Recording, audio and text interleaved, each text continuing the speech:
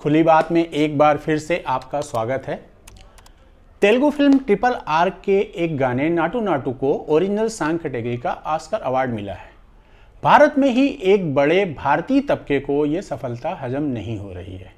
उनका कहना है कि ये अवार्ड हॉलीवुड की फिल्मों को बड़े भारतीय बाजार में पकड़ बनाने के लिए दिया गया है।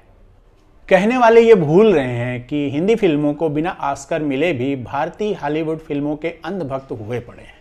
चील कौवों से उड़ते और बंदरों से भी बेहतरीन गुलाटी मारते सुपर हीरोज के खिलाफ एक भी लफ्ज न सुनने वाले भारतीयों की तादाद लाखों में है। असल में हमारे देश में जिसे हॉलीवुड समझा गया वो जुरासिक पार्क से शुरू होकर दुनिया को बचाने के लिए बॉडी सूट के ऊपर चड्डी पहन निकले सुपर हीरोज पर खत्म हो गया। अभी कुछ दिन पहले ही अवतार 2 ने भारत में सफलता के झंडे गाड़ दिए। जब बड़े बड़े राष्ट्रवादी सुपरस्टारों की फिल्में बॉक्स ऑफिस पर पानी भी नहीं मांग रही थी, तब उस वक्त जेम्स कैमरून द्वारा पानी में ही रची गई दुनिया वाली अवतार हाउसफुल जा रही थी। वही भारतीय दर्शक 3D चश्मा लगा भौचक्का होकर पानी के अंदर की दुनिया में जेम्स कैमरून के साथ तैर रहा था। RRR नाम की फिल्म का एक गाना गोल्डन ग्लोब अवार्ड जीतकर चर्चा में आया। फिल्म तो पहले से चर्चा में थी। फिल्म देश में छप्पर फाड़ कमाई कर चुकी थी, मगर राजामौली इतने से संतुष्ट नहीं थे। वो फिल्म को ग्लोबल ले गए, जहां इसका गाना भी खूब चर्चा में आया। राजामौली लगातार अपनी फिल्म के लिए मेहनत करते रहे थे। अगर आप गूगल करेंगे तो आपको पता चलेगा कि इस फिल्म को उन्होंने कहां कहां नहीं दिखाया। वहीं सोशल मीडिया की रील्स की दुनिया में भी इस गाने ने खूब धूम मचाई। देशी विदेशी सब इस पर नाचते देखे गए। राजामौली की मेहनत और लगन ही थी कि पहले गोल्डन ग्लोब और अब इसे ऑस्कर भी मिल गया। अवार्ड मिलते ही वो लोग भी जाग गए जिनके अनुसार इस गाने में तो ऐसा कुछ भी नहीं था कि ऑस्कर वालों की आंख खुल गई। बिल्कुल ऐसे बहुत से गाने होंगे जो इस गाने से बेहतर होंगे, मगर यह कहानी वैसी ही है जैसे कोई एक लड़की विश्व सुंदरी का खिताब जीतती है तो ऐसा नहीं है कि वो दुनिया की सबसे सुंदर लड़की हो गई। वो उस प्रतियोगिता में हिस्सा लेने वाली अन्य देशों की लड़कियों से बेहतर थी, इसलिए उसको ये इनाम मिला।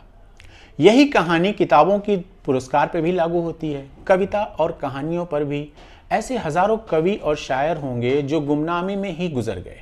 उनकी रचना कालजयी रही होगी, लेकिन सही मंच तक पहुंची ही नहीं। और क्या हमने सोशल मीडिया के सहारे ऐसे बहुत से नाम नहीं सुने जो अगर सोशल मीडिया नहीं होता तो शायद हम कभी उनका नाम भी नहीं जान पाते। और दूसरा और सबसे बड़ा मसला जो हमारे देश के लोगों का है वो एहसास कमतरी यानी इन्फीरियरिटी कॉम्प्लेक्स का भी है। हमारा कॉन्फिडेंस इतना गिरा हुआ है कि हमें यकीन ही नहीं है कि हमारे सिनेमा में भी कुछ वर्ल्ड क्लास हो सकता है।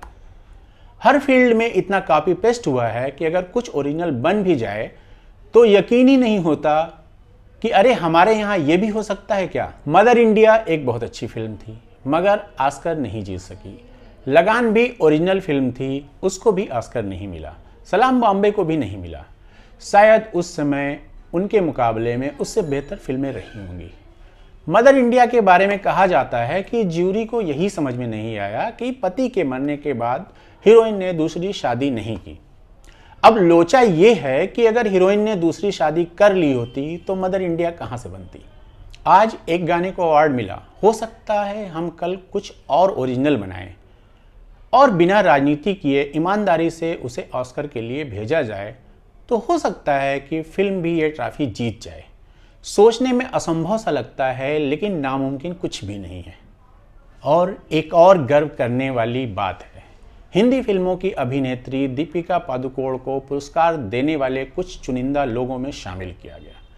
नाटू नाटू गाने को जब ऑस्कर के स्टेज पर परफॉर्म किया गया तो तब दीपिका ने ही उसका इंट्रोडक्शन करवाया। दीपिका को खुशी के आंसू पोंछते हुए भी देखा गया। जब इस गाने को ऑस्कर देने की घोषणा हुई, वो एक असली भारतीय की खुशी थी जो छलक पड़ी।